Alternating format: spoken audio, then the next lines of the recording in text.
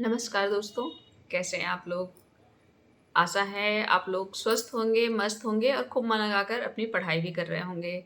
मित्रों, फिर से एक नई सुबह हो गई, सुबह क्या हो गई, दोपहर हो गई और हम लोग सुबह उठ जाते हैं 3 बजे, 4 बजे और फिर सुबह से सारे काम निपटाते-निपटाते खाली होते-होते 10 बज जाता है, 11 बज जाता है, कभी-कभी और भी ज़्यादा समय हो जाता है।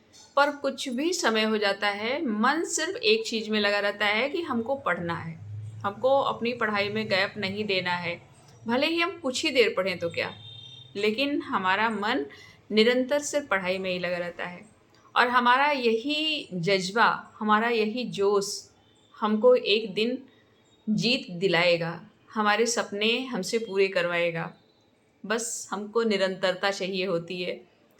हम महिलाएँ बहुत संघर्ष करती हैं, इसको कोई समझे या ना समझे और मुझे जो लगता है कि अगर महिलाएँ इस बात को नहीं समझती हैं कि वो कितना उनकी जो और बहनें हैं, वो कितना संघर्ष करती हैं, कितना संघर्ष करके अपने जीवन में आगे बढ़ती हैं, वो सभी महिलाएँ जो स्वाभिमान से जीती हैं, जो अपने ऊपर निर्भर हैं, एक-एक पैसे के लिए किसी के ऊपर निर्भर नहीं होती हैं, वो स्वनिर्भर होती हैं, आत्मनिर्भर होती हैं।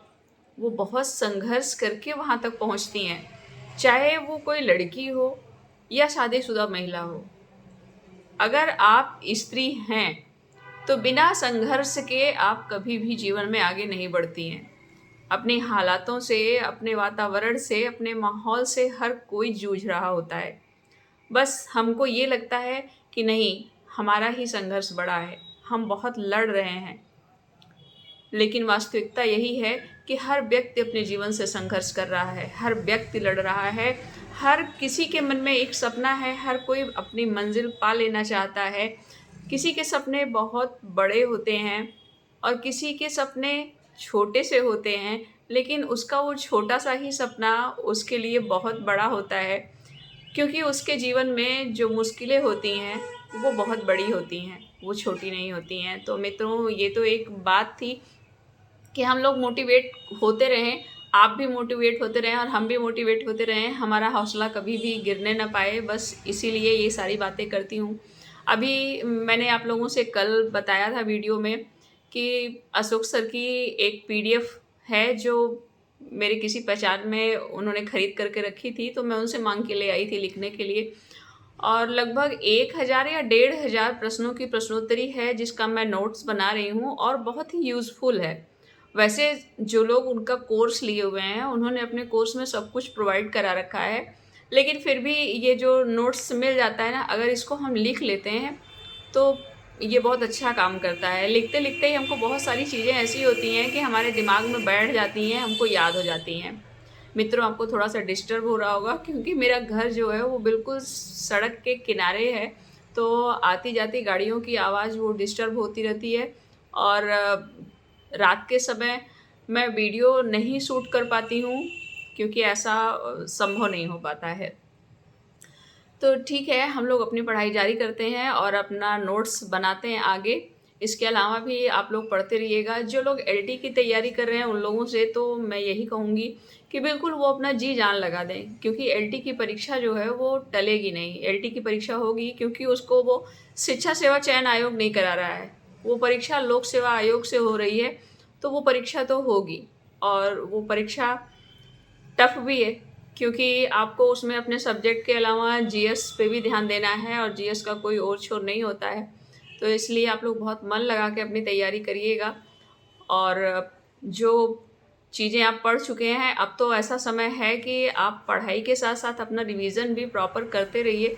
किसी भी चीज़ को छोड़िए मत। हिंदी साहित्य के इतिहास पर विशेष ध्यान दीजिए और इसके अलावा काव्य शास्त्र मुझे लगता है, पता नहीं सबको नहीं, लेकिन मुझे लगता है कि काव्य शास्त्र एक ऐसा पोर्शन होता है हिंदी वाले बच्चों के लिए कि उस पे उनकी थोड़ी-सी पकड़ कमज़ोर होती है। तो जहाँ भी आपको लगे कि कुछ कमज़ोरी है, कुछ बाकी रह गया है, तो उस पे ज़रूर ध्यान दीजिएगा। उस पार्ट को बहुत ज़्यादा, बहुत मन लगा कर के पढ़िएगा। जो आपको वीक लगे, हमें कोई कसर नहीं छोड़नी चाहिए अपनी परीक्षा में। कोर्स जितना हो, जितना हमारा पाठ्यक्रम हो, पूरा पाठ्यक्रम हमारी पकड़ में होना चाहिए, जिससे 125 नंबर का प्रश्न तो आता है टीजीटी में, 125 क्वेश्चन आते हैं, सॉरी।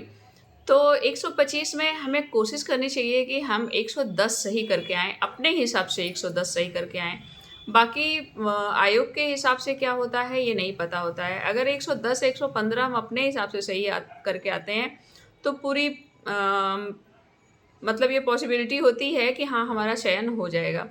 तो आप एलटी की परीक्षा में भी, एलटी का मैंने फॉर्म नहीं भरा क्योंकि मेरी उम्र ही नहीं रह गई थी और सरकार ने उम्र की छूट दी नहीं, जबकि लोग हाई कोर्ट गए हुए थे।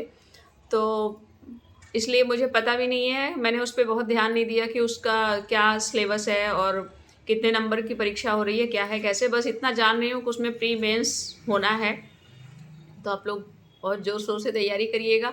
प्री आप पास हो जाएँगे तभी आप मेंस तक पहुँचेंगे और मेंस में जब आप बहुत अच्छा लिखेंगे तभी आप मेरिट लिस्ट में जाएँगे। तो इन सब चीज़ों पर ध्यान दीजिएगा। ध्यान रख के अपनी पढ़ाई कीजिए, खूब मन लगाकर पढ़ाई कीजिए और सिलेक्शन ले कर के छोड़िए, क्योंकि धीरे-धीरे समय बीत जाएगा। जो मेरी छोटी बहनें हैं, छोटे भाई हैं, उनसे मैं यही कहना चाहूँगी कि सब कुछ छोड़ दीजिए, सारे काम छोड़ दीजिए। जो शादीशुदा मेरी बहनें हैं, मैं उनसे भी यही कहूँगी कि सारी चीज़ें छोड़ दीजिए। अगर आपके बच्चे छोटे हैं तो बस उन्हीं बच्चों पे थोड़ा-सा ध्यान दीजिए। आपके परिवार में कोई और करने वाला है तो उसके हाथ-पैर जोड़ लीजिए कि मेरी हेल्प करिए, थोड़ा-सा मेरा मेरा सपोर्ट करिए और आप अपनी पढ़ाई पर ध्यान दीजिए। क्योंकि धीरे-धीरे समय बीतने के साथ-साथ उम्र बीत जाती है और बहुत सारी चीज़ें हमारे हाथ से छूट जाती है और फिर पछतावे के अलावा जीवन में कुछ नहीं रह जाता है।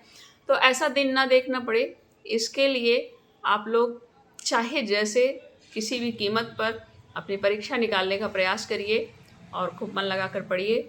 बस आप लोग जीतिए और हम भी एक दिन जीतेंगे, ऐसा नहीं है। भले ही आज स्लो हूँ, पर रुकी नहीं हूँ, हारी नहीं हूँ और हारूँगी भी नहीं। ये मेरा एक जज़्बा है।